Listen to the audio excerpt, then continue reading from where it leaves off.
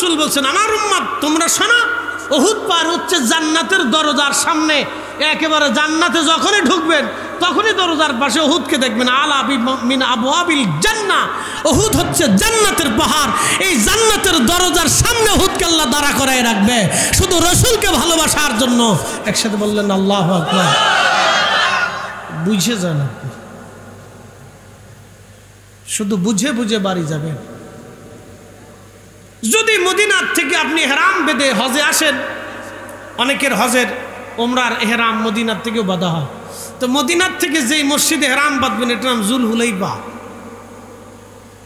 জুলহুলাইফার বাম পাশে একটা পাহাড় দেখবেন এটার নাম জাবাল নার এটার অরিজিনাল নাম হচ্ছে জাবাল আইর বলেই দিয়ে যাই জাবাল আইর এই পাহাড়কে জাবালে নার বলা হয় বলে কেন এই পাহাড়টা আল্লাহ রসুলের সাথে দুশ্মনী রাখত প্রিয় নবী বললেন সাহাবীরা রে মদিনাতে দুইটা পাহাড় একটা পাহাড় আমাকে ভালোবাসে আর একটা পাহাড় আমার সাথে দুশ্মনী করে পুরা মদিনার মাঝখান হচ্ছে মদিনা আর দুইটা পাহাড় দুই পাশে দাঁড়িয়ে আছে আপনি দূর থেকে দেখলে মনে হবে যে দুইটা পাহাড় মুখোমুখি হয়ে মদিনাকে পাহারা দিচ্ছে কিন্তু এক উহুদ রসুলকে মোহাব্বত করে আর এক আইর রসুলের সাথে বিদ্বেষ রাখে নবী বলেন আবাবুম মিন নার এই পাহাড় হচ্ছে জাহান্নামের পাহাড় সে আমার সাথে দুশ্মনী করে সেই জন্য আল্লাহ তাকে জাহান্নামে দিয়ে দিবে এর আরেক নাম হচ্ছে জাবাল নার অন্য নাম হচ্ছে জাবাল আইর জুলহুলাইফার বাম পাশে এই পাহাড়টা পরিচয় দিয়ে দিলাম যদি কোনো জিন যান খুঁটে খুঁটে ভালো করে দেখে দিয়ে শুধু ভালোবাসার জন্য মহব্বতের জন্য জাবালে সাবির নবীকে সালাম দিয়ে বলল হুজুর মেহেশরের মাঠে আল্লাহর দরজাতে আমি কি জবাব দিব যে আপনাকে যদি আমার উপর কষ্ট দেওয়া হয় ইয়া রাসূলুল্লাহ পার্শ্ববর্তী পাহাড় সৌরের ভিতরে গুহা আছে আপনি সেইখানে চলে যান জাবালে সৌর নবীকে সালাম দিলেন সালাম দেওয়ার পরে আল্লাহ নবী আবু বকরকে নিয়ে সৌরে চলে গেলেন সৌরের ভিতরে একটা গুহা আছে গুহার ভিতর প্রবেশ করলেন আল্লাহ নবী এবং আবু বকর গুহার সামনে এসে গেল কবুতর বাসা বানাইয়া ওই কবুতরে ডিম পারল ইমাম ইবনু কাসির আল বেদায়ার ভিতরে লেখেন ওই কবুতর ডিম পাড়ার পরে কাফের আসলো আসার পরে দেখতেছে গুহার সামনে কবুতরের বাসা ডিমও আছে কবুতর বসে আছে মাকড়সা জাল বানায় রাখছে কাফেররা বলল হায় হায় এইখানে যদি কোনো মানুষ থাকতো তাহলে কবুতরের বাসা থাকার কথা না চলো যায় এখানে কেউ আসে নাই মুহাম্মদ সাল্লাল্লাহু আলাইহি সাল্লাম হয়তো পালিয়ে চলে গেছেন কাফেররা ফিরে চলে গেল কিন্তু আল্লাহর নবী এবং আবু বকর রাদিয়াল্লাহু আনহু ওইখানে বসেছিলেন গুহার ভিতরে ওই সেই কবুতর ডিম পারল আল্লাহ ইমাম ইবনু কাসির আল বেদার ভিতরে লিখলেন ওই কবুতর আর ওই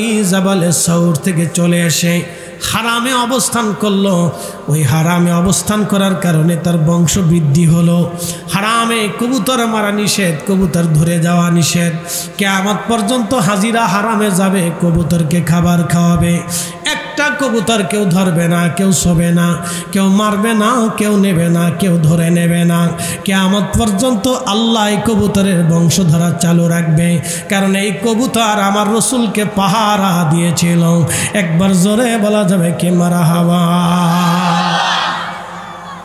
বলে হুজুর এই ওয়াজ আপনি কেন করতেছেন একটা কারণে করলাম আল্লাহর মেহবুবের কোনো বিষয়কে ছোট করে দেখবেন না মাসালা সহজ আল্লাহর মেহবুবের কোনো বিষয়কে ছোট করে দেখবেন বলে চুল মোবারক তাও ছোট করে দেখবেন না বলে দাড়ি মোবারক তাও ছোট করে দেখবেন না বলে জুব্বা মোবারক তাও ছোট করে দেখবেন না মেহবুবের ঘামকেও সাহাবে কেরাম বরকত বানায় ব্যবহার করতেন প্রিয় নবীজির নখ চুল দাড়ি এই আঙ্গুলের নখ এগুলি আল্লাহ রসুল কাটতেন কেটে রেখে দিতেন এই নখগুলি নিয়ে সাহাবে কেরাম ইন্তেকালের পরে তার কাফনের কাপড়ের ভিতরে দিয়ে ওসিয়ত করেছিলেন হযরত মুআবিয়া রাদিয়াল্লাহু আনহু মারহাবা বলবেন না বুঝে যায় তিনি ওসিয়ত করছিলেন যে আমার আল্লাহ রসুলের চুল নখগুলি আমার এই কাফনের ভিতরে আমার শরীরের ভিতরে তোমরা দিয়ে দিবা বক্ষের উপরে দিয়ে দিও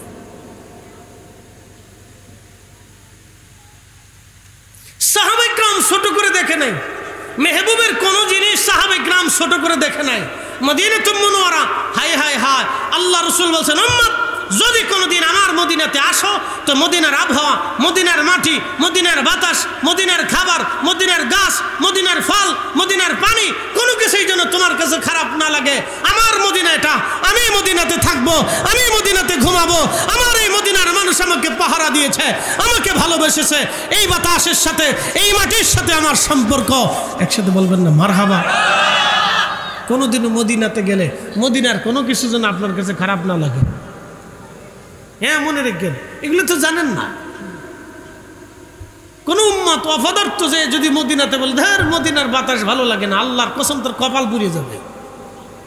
হুজুর কেন? হ্যাঁ, কপাল পুড়ে যাবে। আপনি রসুলের মদিনাকে এনকার করেছেন, অন্য কেউ না। আমার দিকে তাকান, আমার দিকে ভালো করে তাকান। আমার মুখে কি? বাবাজির মুখে কি? জোরে বলেন, কার সুন্নত? এখন আপনি যদি কোনো, অনেকের দাঁড়িয়ে আছে না, অল্প দাঁড়িয়ে আছে না, এখানে দুর্গা অল্প কেটা দাঁড়িয়ে আছে না অনেকের, অনেকে বলে দূর বেটা ছাগলে দাঁড়িয়ে রাখছ কে? কি কয় আপনাদের আঞ্চলিক ভাষায় বলে ছাগলা দাড়ি, লা হাওলা ওয়ালা কুওয়াতা আস্তাগফিরুল্লাহাল আযীম। এই কথা বলার সাথে সাথে তার ঈমান খারিজ হয়ে যায়। এই শোনেন, জিন্দেগিতে ভুলে ওই কথা বলবেন না। বলে হুজুর কারণ কি? রসুলের দাড়ি নবীর সুন্নতকে এনকার করার সাথে আপনার ঈমান থাকবে না। বলে দাড়ি এনকার করেন নাই, আল্লাহ রসুলকে এনকার করেছেন। মদিনার বাতাসকে এনকার করেন নাই, রসুলকে এনকার করেছেন। নবীর সম্মানকে এনকার করার সাথে সাথে আপনি আর নবীর উম্মত থাকবেন না, আপনি বেঈমান হয়ে যাবেন। হিসাব করে রাস্তা চলবেন, হিসাব কষে রাস্তা চলবেন। যুগে যুগে যুগে যুগে নবী আলাইহিস সালামগণ আফসোস করলেন এই উম্মত মর্যাদা দেখে, আহা আমি যদি ওই নবীর উম্মত হতে পারতাম। একসাথে বললেন মারহাবা। কখনো কোনোদিন কোনো সময়ের জন্য রসুল করিমের কোনো বিষয়কে ইনকার করবেন না, ছোট করে দেখবেন না। না, ছোট করে দেখবেন না, দেখলে বিপদ, বিপদ আসবে আপনার জন্য। প্রিয় উপস্থিতি হাজিরিন, হিজরত করে নবী মদিনাতুল মুনওয়ারায় গেলেন। মদিনার বাচ্চারা বসে আছে মদিনার উপকণ্ঠে, মদিনার মানুষেরা উপস্থিত, হাজার হাজার মানুষ খেজুরের ডাল ভেঙে নিয়ে দাঁড়ানো। রহমতের নবী আসতেছেন। আল্লাহর নবীজি এবং আবু বকর রাদিয়াল্লাহু আনহু দুইজন উটের পিঠে নবীজি চড়ে, আবু বকর রশি ধরে ধরে যাচ্ছিলেন। ঠিক এমন সময় বহু দূর থেকে দেখা যায় একজন লোক উটের পিঠে চড়ে চড়ে আসতেছে।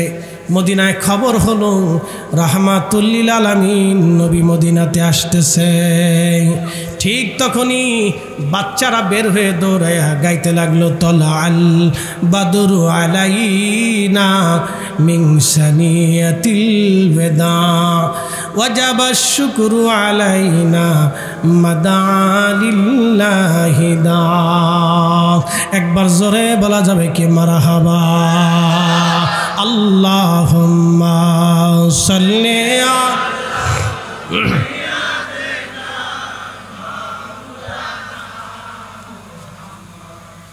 ওয়ালা আলি সাইয়্যিদিনা।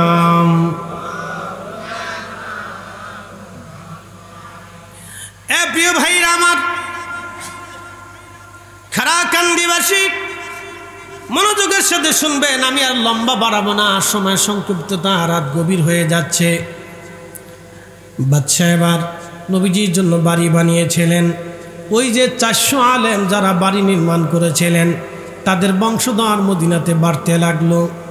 আস্তে আস্তে শত শত বছর পার হওয়ার পরে, শত শত বছর পার হয়ে, দীর্ঘ বছর পার হয়ে যাওয়ার পরে নবীজি আসলেন হিজরত করে মদিনার উপকণ্ঠে। আল্লাহর নবীর দরবারে এসে সব মদিনার মানুষ, শিশুরা, বাচ্চারা, যুবকরা, বৃদ্ধরা এসে বলতে লাগলো, ইয়া রাসূলুল্লাহ আপনি আমাদের বাড়ি আসেন, আপনি আমাদের ঘরে আসেন, আমাদের ঘর আমাদের বাড়ি সুন্দর করে সাজানো হয়েছে, আপনি আসেন। আল্লাহর নবী বলেন, এত মানুষের আকাঙ্ক্ষা, আমি কার বাড়ি যাব? কার মন বেজার হয়ে যাবে না? আমি যে উটের পিঠে চড়ে আসছি কাসওয়া, একসাথে বলবেন আল্লাহু আকবার। এই কাসওয়া আল্লাহর জান্নাতি। কাসওয়া কি? জান্নাতি। কাসওয়া জান্নাতি। বলে হুজুর কাসওয়া কেন জান্নাতি হবে? সে তো একটা উট। উট জান্নাতি কারণ এই উট নবীকে বহন করে নিয়ে বয়ে চলেছিল। শুধু রসুলকে মহব্বতের কারণে, নবীজিকে বয়ে নেওয়ার কারণে কাসওয়ার কপাল খুলে গেল। এই কাসওয়া জান্নাতি জান্নাতি জান্নাতি। এই জন্য বলছি আল্লাহ রসুলের কোনো বিষয়কে ইনকার করবেন না, ছোট করে দেখবেন না। মেহবুবের সাথে জড়িত, রহমতের নবীর সাথে জড়িত কোনো বিষয়কে ছোট করবেন না। আল্লাহ বলে লা উকসিমু বিহাদাল বালাদ, নবী এই শহরের কসম করতেছি, ওয়া আনতা হিল্লুম বিহাদাল বালাদ, আপনি শহরে জন্ম নিয়েছেন, এই বাক্কাতে মক্কাতে আপনি জন্মগ্রহণ করেছেন, এই জন্যে এই মক্কার শপথ করতেছি, এই মক্কার কসম করতেছি, আপনি জন্ম নিয়েছেন এখানে, এই জন্য কসম করতেছি। রসুলের সাথে জড়িত কোনো বিষয়কে ছোট করে দেখবেন না, দেখলেই বিপদ। প্রিয় উপস্থিতি, মেহবুব নবী বললেন আমার কাসওয়াকে আমি ছেড়ে দিব, আমার কাসওয়া যার যেখানে যে উঠে আমি তার বাড়িতে উঠব। কাসওয়া ছেড়ে দিলে উঠ চলতে লাগলো আপন গতিতে। জিবরিলকে পাঠাইলেন আল্লাহ, জিব্রাইল কাসওয়াকে ধরে নিয়ে চলে যাও আইয়ুব আনসারীর বাড়ির সামনে। হযরত আইয়ুব আনসারীর বাড়ির সামনে কাসওয়া উঠ বসে গেল। প্রিয় নবীজি হযরত আইয়ুব আনসারীর বাড়ির সামনে গেলেন। হযরত আইয়ুব আনসারী রাদিয়াল্লাহু আনহু স্বাগতম জানালেন, ইয়া রাসূলুল্লাহ, ইয়া হাবিবাল্লাহ, নবীজি আমি আপনার জন্য সুন্দর করে ঘর সাজিয়ে রেখেছি। তার দ্বিতল বিশিষ্ট একটা ঘর ছিল, ঘর দুইতলা ছিল, দুতলা দ্বিতল বিশিষ্ট ঘর। এই ঘরটার সামনে হযরত আইয়ুব আনসারী দাঁড়িয়ে গেলেন। এই আইয়ুব আনসারীর পরিচয় আপনাকে দিয়ে যায়, তিনি সেই বংশধর, এই যে বংশধরে না শত শত বছর আগে সেই বতব্বা বাদশার যিনি প্রধান আলেম ছিলেন, পাদ্রী ছিলেন, ওই প্রধান পাদ্রীর বংশধর হচ্ছেন হযরতে আইয়ুব আনসারী রাদিয়াল্লাহু আনহু। তিনি নবীজির সামনে দাঁড়িয়ে গেলেন, ইয়া রাসূলুল্লাহ, বাড়িতে আল্লাহ কবুল করেছেন মহান নবীকে, হুজুর আমার বাড়ি আছে, আপনি আসেন। কাসওয়া বসে গেল। আল্লাহর নবী হযরত আইয়ুব আনসারীর বাড়িতে উঠলেন। আইয়ুব আনসারীকে বলেন, আইয়ুব আনসারী তুমি উপরে চলে যাও, আমি নিচে থাকবো, কেননা বহু মানুষ আমার কাছে আসবে আমার সাক্ষাতে, তুমি উপরে চলে যাও। রাত্রিবেলা আইয়ুব আনসারী স্ত্রীকে নিয়ে উপরে চলে গেলেন দোতলায়। ভালো করে শুনে যান, দোতলায় চলে যাওয়ার পরে হযরত আইয়ুব আনসারী রাদিয়াল্লাহু আনহু আর ঘুমাইতে পারেন না, স্ত্রীও ঘুমায় না। তারা দোতলার এক কোনায় চলে গেলেন। কোনায় বসে বসে তারা কাঁদতে লাগলেন। স্বামীকে বললেন, স্বামী করলেন কি? আপনি না রসুলকে উপরে দিবেন, নবীকে নিচে দিয়েছেন, আমরা উপরে থাকব, নবী নিচে থাকবে, এটা কি করে হয়? এটা কখনোই হতে পারে না। রহমাতুল লিল আলামিন নিচে থাকবে, আমরা উপরে থাকব, এটা হতে পারে না।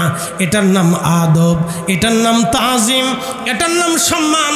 হযরত আইয়ুব আনসারী রাদিয়াল্লাহু আনহু সারা রাত ঘুমান নাই। দরজার তেনার বিল্ডিংয়ের এক কোনায় তিনি বসেছিলেন।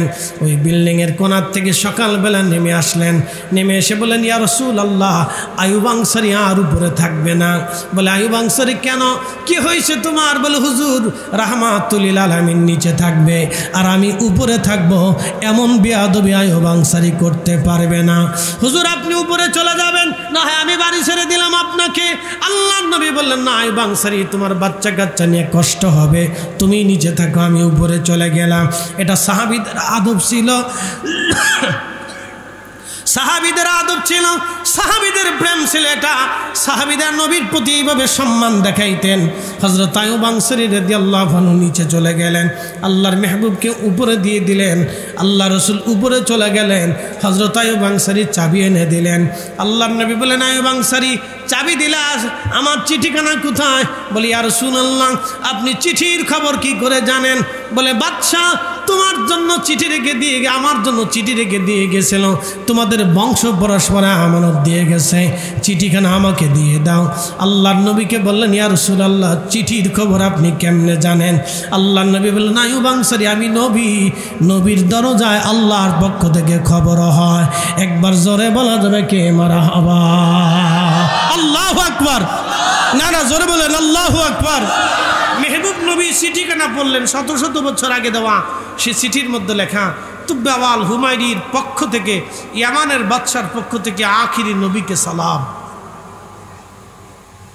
অতঃপর ইয়া রাসূলুল্লাহ, আমি আপনার নাম শুনেছি, আপনার উপর ঈমান এনেছি, আপনি আমাকে কবুল করে নিন।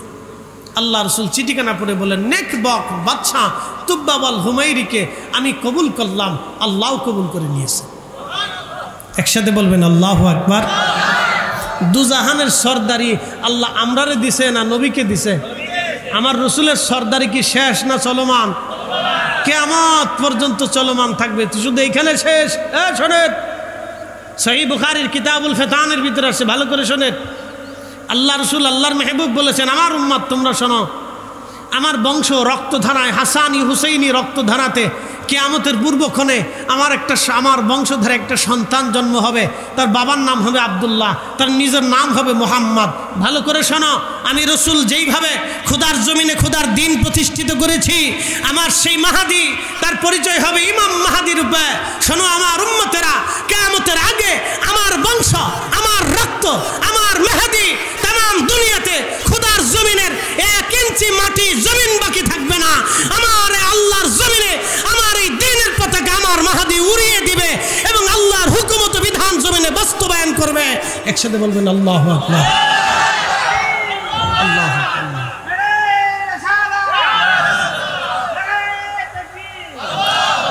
আল্লাহর জমিনে আল্লাহর দ্বীন বাস্তবায়ন করবেন হযরত ইমাম মাহদী আলাইহিস সালাতু ওয়াস সালাম। পৃথিবীর 1 ইঞ্চি মাটি বাদ থাকবে না। বিশ্বাস হয় না বুঝি? যেমনি কইতেছেন যে হুজুর কেমনে কেমনে জন্য কেমন মনে হইতেছে এটা কথাটা, চিন্তার কারণ নাই, ভাইবেন না। খন্দকের ময়দানে যদি কোনোদিন যান, মদিনায় ঠিকানা দিয়ে যাই, যদি কখনো খন্দকে যান, তো খন্দকের সেই গর্ত আর এখন আর নাই। এটার উপর দিয়ে রোড হয়েছে, রাস্তা বানাইছে সৌদি সরকার। সে পাহাড় এখনো আছে, যেই পাহাড়ের কোণাতে বসে আল্লাহর মেহবুব নবীজি যুদ্ধের নেতৃত্ব দিয়েছিলেন, যেই মসজিদে নামাজ পড়েছিলেন দীর্ঘদিন, ওই মসজিদের সেই মেহরাব এখনো আছে, সেইভাবেই আছে। মারহাবা বলবেন না? যদি কখনো এখানে যাওয়ার সুযোগ হয় তো সেই মেহরাবে 2 রাকাত নামাজ পড়ে আসবেন। বলে কারণ কি? ওইখানে আল্লাহ রসুল নামাজ পড়েছেন যুদ্ধের সময়। তার নিচে এসে পাবেন আরেকটা মসজিদ, মসজিদের নাম মসজিদে সালমান ফার্সি। ওইখানে সালমান ফার্সি রাদিয়াল্লাহু আনহু বসে বসে যুদ্ধের নেতৃত্ব দিয়েছিলেন। তার একটু আগেই আরেকটা মসজিদ পাবেন, মসজিদ আলী। এখানে হযরত আলী এবং ফাতেমা রাদিয়াল্লাহু আনহুমা দুইজন এইখানে বসে যুদ্ধের নেতৃত্ব দিয়েছিলেন এবং নামাজ পড়েছিলেন। 3 জায়গায় 3টে মসজিদ পাবেন, 3 জায়গায় 3টে মসজিদ পাবেন। এই মসজিদ থেকে, এই খন্দক থেকে পিছনের দিকে, খন্দকের পাহাড়ের পিছনে আরেকটা পাহাড় আছে। এই পাহাড়ের সামনে হযরতে জাবের রাদিয়াল্লাহু আনহুর বাড়ি, যার বাড়িতে 3000 সাহাবীর 1 সা খেজুর দিয়ে মেহমানদারি করাইছিলেন। 1 সা গম দিয়ে, জব দিয়ে, রুটি দিয়ে 1 সা 350 3000 সাহাবী খাওয়াইছিলেন। না, ইতিহাস বলতে গেলে অনেক লম্বা সময় যাবে, এটা রসুলের মুজেজা, এটা বলবো না, সময় কম। ওই জাবালে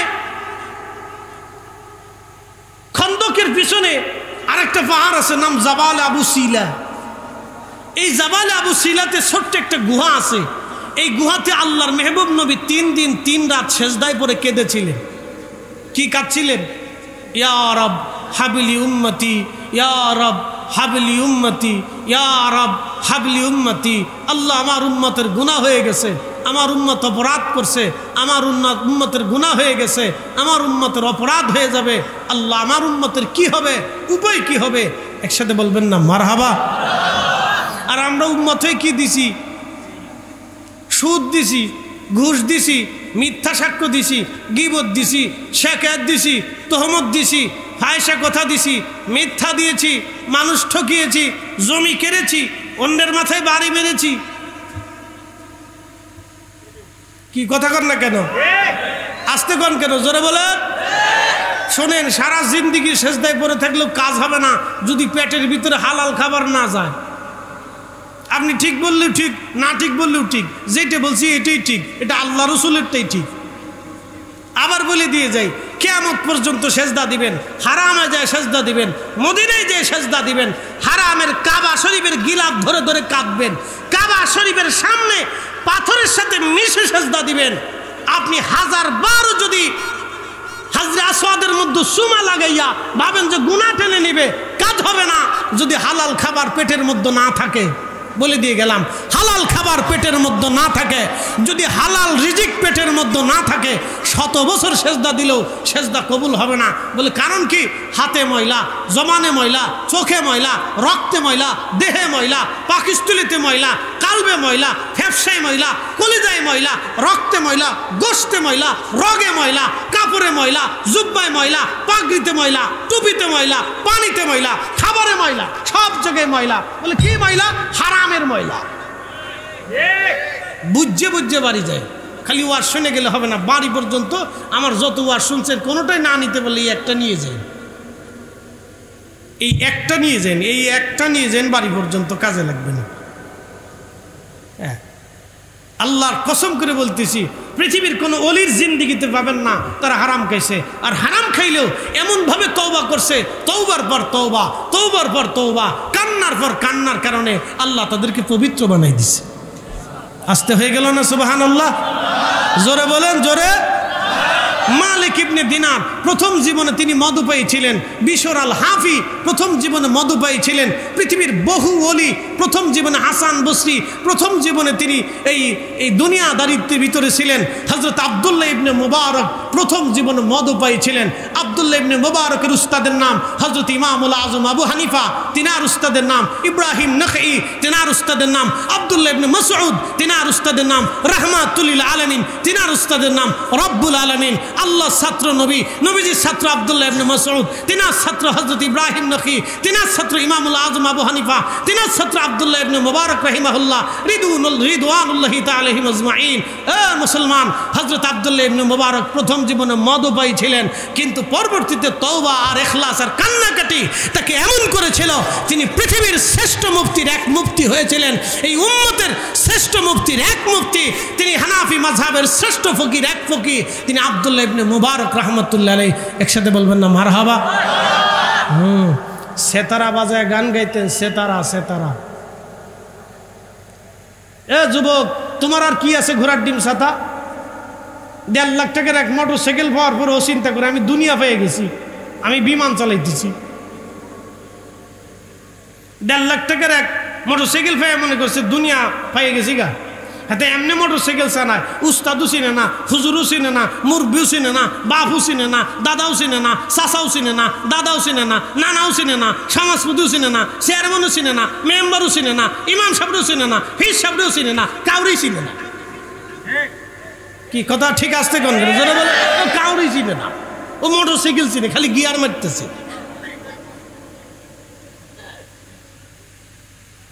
তোমার কয় পয়সার টাকা হয়েছে বলো তো? তোমার কিচ্ছু হয়নি। আব্দুল্লাহ ইবনে মুবারকরে চিনো? তিনি তুরস্কের জমিদার বংশের সন্তান ছিলেন। বর্তমান যুগের হাজার হাজার কোটি কোটি টাকার সম্পদের মালিক ছিলেন আব্দুল্লাহ ইবনে মুবারক। সেতারা বাজাইতেন, গান গাইতেন, নেশা করতেন, সেতারা বাজায় গান গাইতেন। এমন যুবক ছিলেন সেতারা। আমার দেশের কিছু পোলাপান আছে দেখবেন, হাফ প্যান্ট পরে মোটরসাইকেল চালায়, সকালবেলা হাফ প্যান্ট পরে বিরাজ করে। এ ভাবতেছে আমি বিরাট বড় কিছু, মানুষ মনে হয় আমাকে সার সার বলে দেখতেছে। মুসলমান হেরে দেহে কয় এই বিশেষ কোত্থেকে জন্ম নিল? কি আসতে কন কেন জোরে বলে? মনে কিছু নিয়েন না, আমার যুবকদেরকে সতর্ক করার দরকার। হাফ প্যান্ট পরে সকালবেলা রাস্তায় বিরাস একটা বের করে ঘষতে থাকে। হ্যাঁ মিয়া, বিরাস কয় মিনিট লাগে তোমার? 1 মিনিট বিরাস করো, বুড়া কালে দাঁতও থাকবে না, গোস্তও থাকবে না। এত ঘষলে দাঁত থাকে? ও বিরাস করার নিয়মও তো জানে না। এত ঘষলে দাঁত থাকে নাকি? 1 মিনিট ঘষো, এর বেশি ঘষলে দাঁত শেষ হয়ে যাবে। বুড়া কালের আগে দাঁত পুরি শেষ হয়ে যাবে। আব্দুল্লাহ ইবনে মুবারক আল্লাহ রাব্বুল আলামিন তারে এমন ভাবে কবুল করলেন, একদিন সেতারায় তারে ডাক দেখা, হে আব্দুল্লাহ ইবনে মুবারক, তোমার কি এখনো সময় হয় নাই আল্লাহর দিকে নিজেকে রুজু হওয়া? একসাথে বলবেন আল্লাহু আকবার। হ্যাঁ হ্যাঁ, জোরে বলেন, জোরে জোরে জোরে। আব্দুল্লাহ ইবনে মুবারকের মা খুব সতী ছিলেন, বাবা ছিলেন বড় আমানতওয়ালা বুজুর্গ। বাবা মার দোয়া আল্লাহর কাছে কবুল হয়ে গেল, আল্লাহ আমার একটা মাত্র সন্তান পথভ্রষ্ট হয়ে যাচ্ছে, দোয়া কবুল হয়ে গেল। প্রিয় বন্ধু, ফিরে আসেন, ইরজিই ইলা রাব্বিকি রাদিয়াতাম মারদিয়া, আপনি আল্লাহর দিকে ফিরে আসেন। একসাথে বলেন কার দিকে? জোরে বলেন কার দিকে? আল্লাহর দিকে ফিরে আসেন, আল্লাহর দিকে ফিরে আসেন। আল্লাহ আমাদেরকে বোঝার তৌফিক দান করুন, বলেন আমিন। আরো জোরে বলেন আমিন। উপস্থিতি, আমার অনেক লম্বা কথা বলে ফেলছি, অনেক আলোচনা আপনাদের সামনে তুলে ধরছি। এই জন্য মেহবুবে আলা নবীর কোনো বিষয়কে আপনারা কখনো কোনো সময়ের জন্য ছোট করে দেখবেন না, এটাকে বড় করেই দেখবেন। মাহফিল কি চলবে না বন্ধ হবে? না যেমনি বলতেছেন মনে হয় বন্ধ হবে, একসাথে বলেন চলবে। হাত উঁচা করে বলেন মাহফিলের দরকার আছে, দরকার আছে, দরকার আছে। নারে তাকবীর, নারে রিসালাত। চলুক মাহফিল, আল্লাহ কবুল করুক, বলেন আমিন। আদ-দীনুন নসিহা, শোনেন, আদ-দীনুন নসিহা, আদ-দীনুন নসিহা। নসিহত বন্ধ হলে দিন নষ্ট হবে, নসিহত বন্ধ হয়ে গেলে দিন নষ্ট হয়ে যাবে। আবার বলি, নসিহত নষ্ট হয়ে গেলে, বন্ধ হয়ে গেলে দিন নষ্ট হয়ে যাবে। আপনাদেরকে একটা ছোট্ট তথ্য দিয়ে দেয়, 5 বছর বাংলাদেশের সব মাহফিল যদি বন্ধ হয়ে যায়, আবার শোনেন, 5 বছর বাংলাদেশের সব মাহফিল যদি বন্ধ হয়ে যায়, প্রত্যেক জুমাতে খুতবার যিনি খতিব তার খেতাবতের আলোচনা যদি বন্ধ হয়ে যায়, পীর মাশায়েখদের তালিম তরবিয়ত যদি বন্ধ হয়ে যায়, আগামী 5 বছর পরে আমাদের দেশের মেয়েরা হাফ প্যান্ট পরে রাস্তা দিয়ে হাঁটবে। আপনি ঠিক বললেও ঠিক, না ঠিক বললেও ঠিক। বিশ্বাস না করলে উন্নত বিশ্ব যায় দেখে আসেন, মেয়েরা হাফ প্যান্ট পরে রাস্তায় হাঁটে। আমি মালয়েশিয়া গেছি, অন দেখি হেজাবও পরছে, জিন্সের প্যান্টও পরছে, টি শার্টও গায়ে দিচ্ছে। তা আমি বললাম এটা আবার কী রে?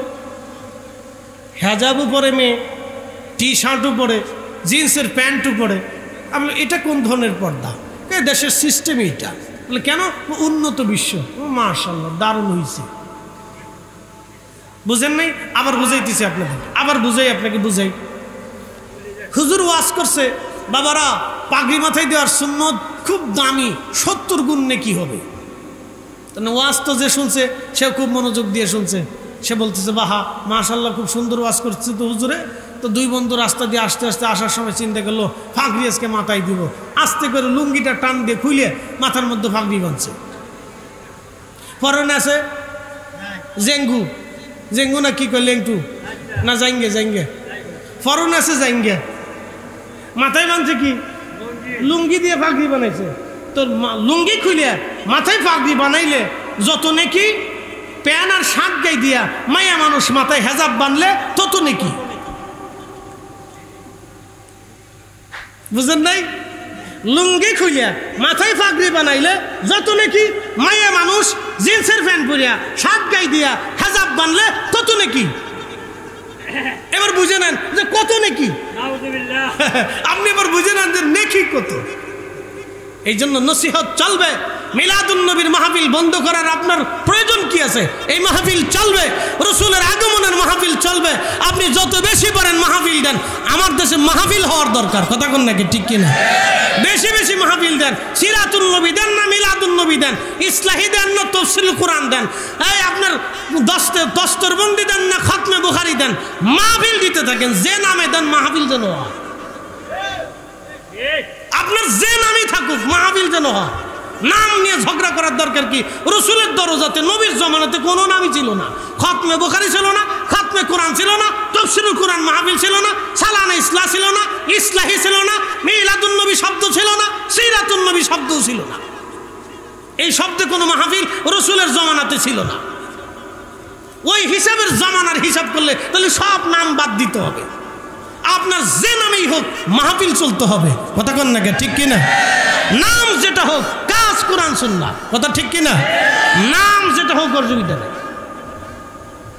আচ্ছা আপনাদেরকে বলি, আপনাদের এলাকায় মসজিদের কি নাম বলেন তো? আপনাদের এই মসজিদের নাম কি? বাইতুল আকসা। আমি গেছি এই বরিশালের শহরে এক মসজিদে নামাজ পড়তে, দেখি কসাই যাবে মসজিদ। তাই বললো মসজিদ আবার কসাই হয় কেন?